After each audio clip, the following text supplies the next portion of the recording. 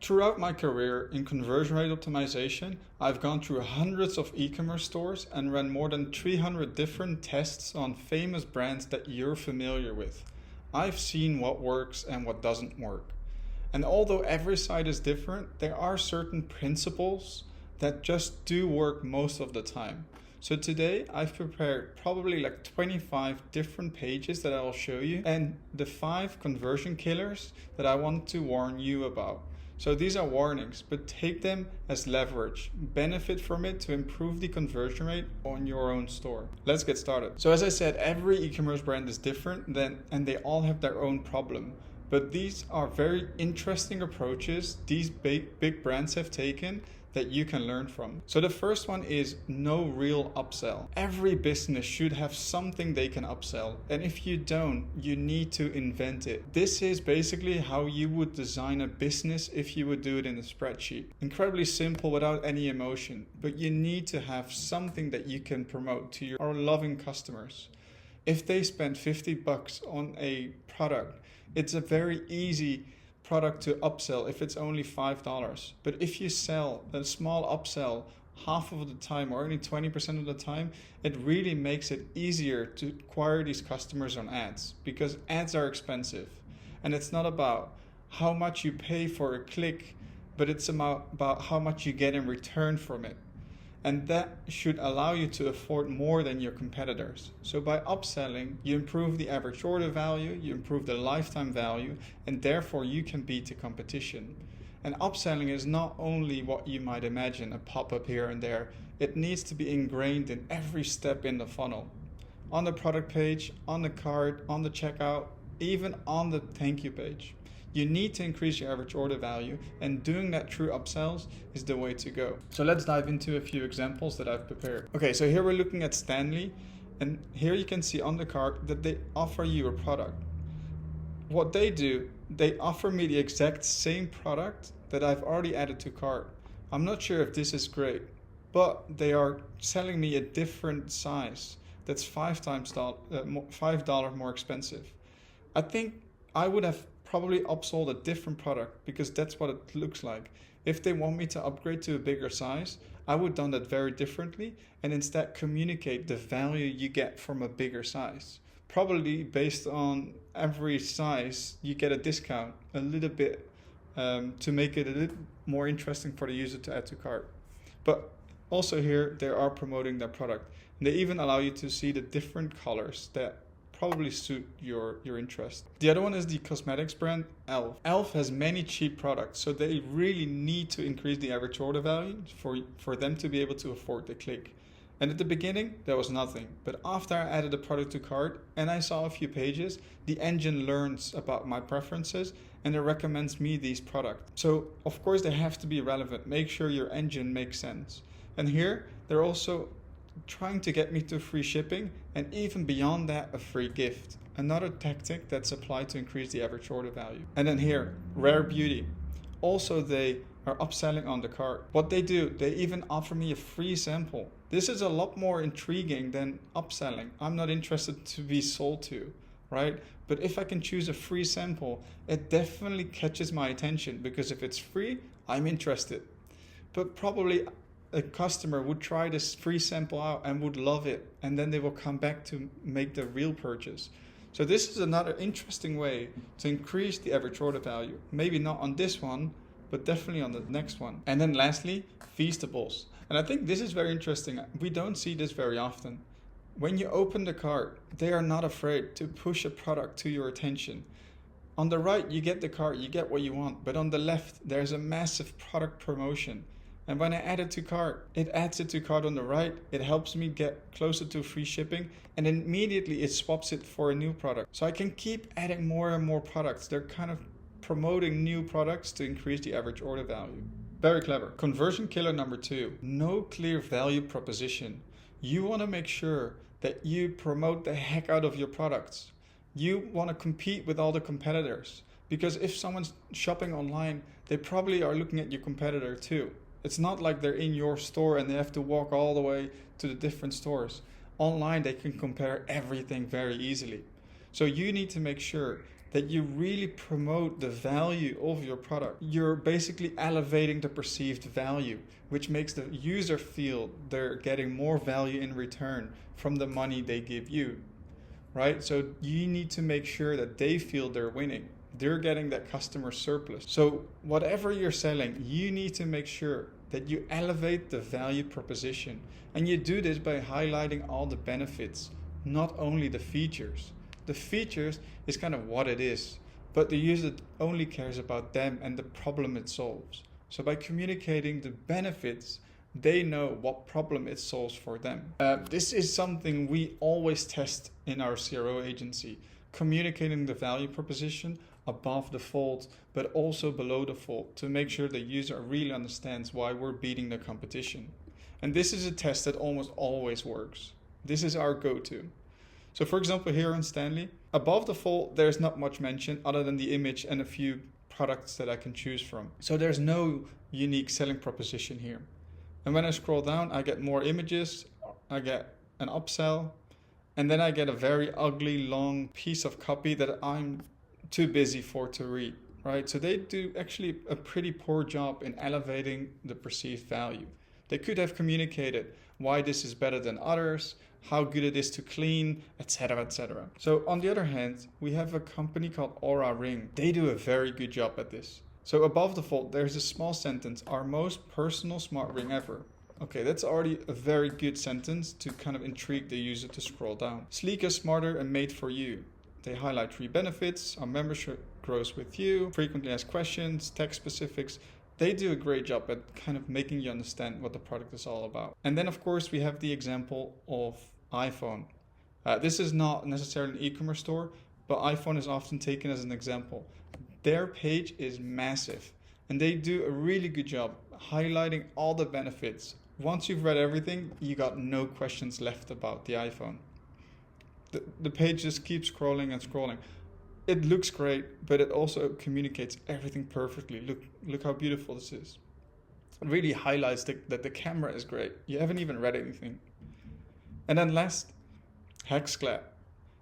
They offer cooking pans and they do a pretty good job too. They also communicate this in the images. Because I'd rather look at images than I have to read all the text here. But you can find the information you need. And then even below the fold, they communicate more clearly about all the benefits of this product. Next, the other conversion killer is not focusing on repeat customers. Getting your first customer is incredibly expensive and most brands make a loss. But the profit is in the recurring revenue. And this doesn't have to be a subscription business. You just need to make sure that customers fall in love with your product and that they come back to purchase more. And that's where you make your profit. So I'll show you a few examples. So AG1, of course, is a very obvious example here. They do have a subscription business and they're very good at upselling you to that subscription. They give you many different options and the product is designed for that recurring revenue. Then we also have New Balance, a sneaker company. Before you reach checkout, they ask you, do you want to check out as a guest, which is totally fine, or do you want to get free shipping when you sign up as a member? And that's kind of where they hook you, because of course you want to have free shipping. But you do have to create an account and they know they can afford the free shipping because by having your account, you will make more purchases later on. And that's where they can afford that free shipping. And then lastly, Rihanna's brand, Savage X Fenty. What they do is if you're a member, you get a different price. For non-members, it's $59.95. But if you're a new member, you only pay $17. So this is a very clever way to ensure customers come back. And that there's a difference between customers who are not part of the brand and who are part of the brand. And there's nothing more that the customer loves is a discount. And then if you thought you had seen it all, even for a soda brand, they implement a subscription business. And again, you don't have to go for a subscription business, but you can design your product to be more repetitive, right? You want people to purchase it more than once. Next, we know every e-commerce brand has problems. The way you communicate, the way you price your products, your offer, every problem needs to be solved. But every business has different problems. But you need to go through what goes through the mind of the customer and you need to answer their objections right away.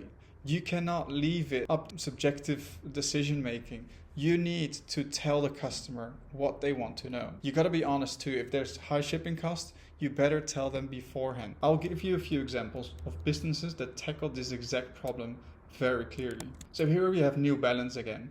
Normally when you order sneakers online, you only choose the size, but they also let you choose the width. So that way you can style the product actually towards your own feet. And this way they ensure that the customer feels comfortable and less hesitant to make that purchase. Because we all know sending products back sucks. So by choosing the right product size, the return rate goes down and the customer is more likely to convert. So this is the most common problem when it comes to buying clothing, and they tackled it very cleverly. Another example is Warby Parker. They sell glasses online, but of course you want to know what it looks like on your nose. What does it actually feel like when you use them? Something you can when you order online. So they make sure to communicate that 20% off first contacts order, free shipping, free 30-day return, and vision benefits accepted.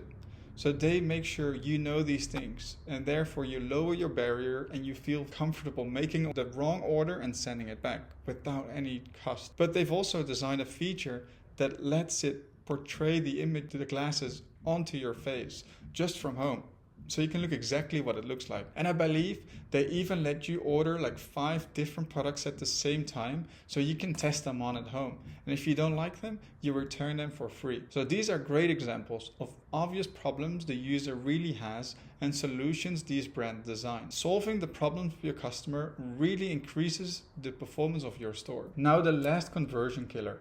And that is your offer architecture. Besides all the tricky stuff they always say you should give a try on your e-commerce brand, you want to make sure that you orchestrate your offer, right? You want to make sure you have a price point for every different customer, but also that you lead them towards the one that benefits you the most. So we had AG1 that has a subscription business. They even sell 2 subscriptions. So they're even upselling you there. How they're changing their offer is very interesting. So the example I got here is from HexClad. Most brands have this, but they don't communicate it well enough. So here we're just buying a frying pan, but they have different sizes here. And you bet the bigger the size, the higher the price. And it's not only that, you can also buy it with or without a lid. Normally you would just buy the pen with the lid, but they made it look cheaper and made it a separate variant, which brought me to this page, $152. With the lid and a bigger size, it's easily gonna get to $200. But there are customers that do want the lid and have the money to spend on a bigger size pen. And you can do this too. You can break down your product in different variants and promote them clearly so the customer is aware of the different prices and the benefits they get of each variant. This is how you increase the average order value, but also the conversion rate, because you offer a cheaper product for customers with a smaller budget. The only thing that HexClad could do a better job of is communicating the differences between these two. Yes, they are saying best value.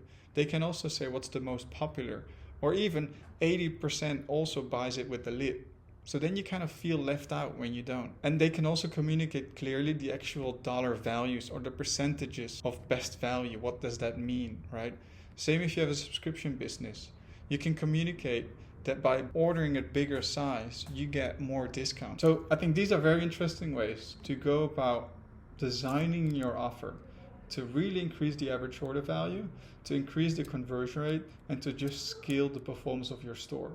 Because again, it all comes down to how much did you spend on a click. Clicks are expensive, so you need to make sure that you make the money to afford the click. And it's not to pay less for a click, you want to pay more for a click. You want to beat the competition. You want to eat their lunch.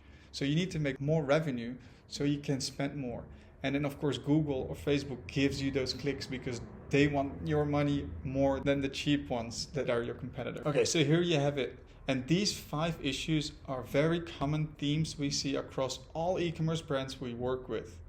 And these are solvable.